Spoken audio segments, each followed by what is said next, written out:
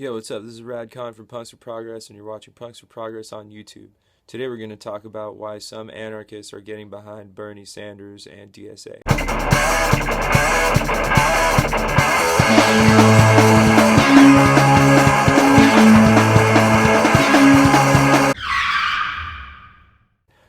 There's a variety of reasons. First reason, they're the only ones doing the bare minimum required to change the system. I admit that I'm about to regurgitate Ben Burgess, but with a shitload of not punk enough permafrag. But the predicament the American working class is in now looks like this. If you piss off your boss enough, you will lose your job, and you will lose health insurance, and you won't be able to pay back your student loans. So if we change the system so that nobody has to worry about student loan or health insurance anymore, then that's two fewer marionette strings that your boss, the capitalist, can use to pull on you in order to keep you subservient and underpaid.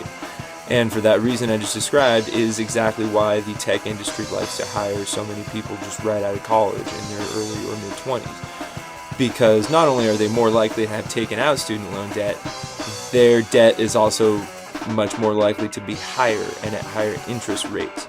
Oftentimes just because they've had much less of a chance to spend time in the workforce making money to pay it off. Second reason, let me back up a second.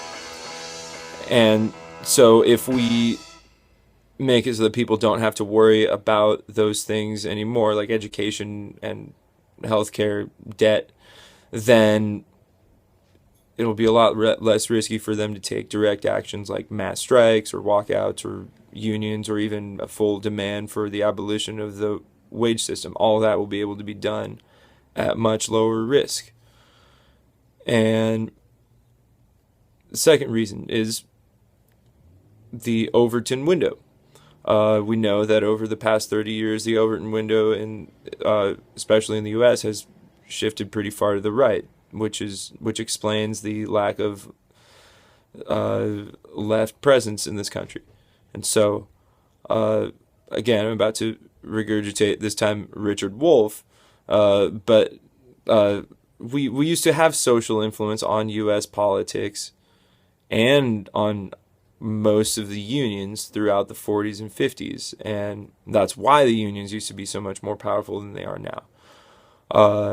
So if we had more influence from these left-leaning labor and working class-minded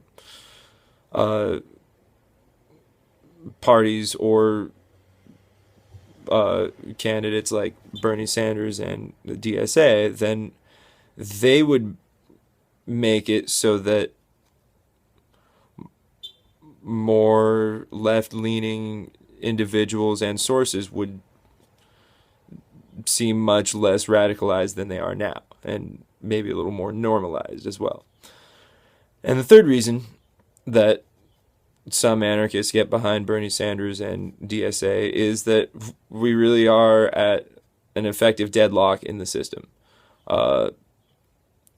because there is no adequate mainstream left representation. There is no socialist party influence. Probably the only country in the world that does not have an influential socialist party. And in places like that, other than here, there's a lot more that one individual can do to influence the system in any way, sometimes with direct action and even mainstream political influence. But here, where even the Democratic Party is seen as some kind of revolutionary vanguard compared to and according to mainstream right-wingers, supporting just a small stepping stone like a European-style social democratic platform that at least just for now focuses on bringing free schools and free doctors to people, that's really one of the few known ways, one of the few known tangible, foreseeable ways that a great number of people can make a direct difference because, one, most Americans now seem to want it, and two, most European, Latin American, and East Asian countries already have it. And the fourth reason, hang on a second. Yes, I'm using a prompter. I'm not fucking Superman. Fourth reason is that it actually does represent pretty good praxis. Karl Marx eventually really did argue that some nation states might need to pass through some transitional form of capitalism in order to establish socialism and then eventually communism. If you can read that in a critique of the Gotha program. And also many modern Marxists like Richard Wolff have argued that most of the nation states we now know as communist, or that the mainstream knows as communist, not only did pass through capitalism, but they also never really transitioned out of it. Yes, they were socialist in structure, and they were going through the phase that was, known as socialism as they get closer to the communist revolution. But they were also arguably in the state capitalism phase of socialism, and why some historians argue this, or economists as well, and again, this is disputed.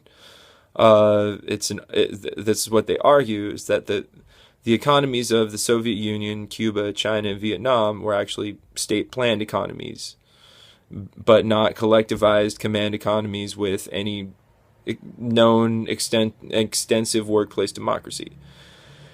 And which brings me to what was Karl Marx's last prediction, if you remember that from history, which was he was pretty much on his deathbed, and the last thing he ever predicted, and he was absolutely convinced of this, is that in a functional democracy, something like a cooperative economy or social market economy would arise through entirely peaceful means, like just on its own.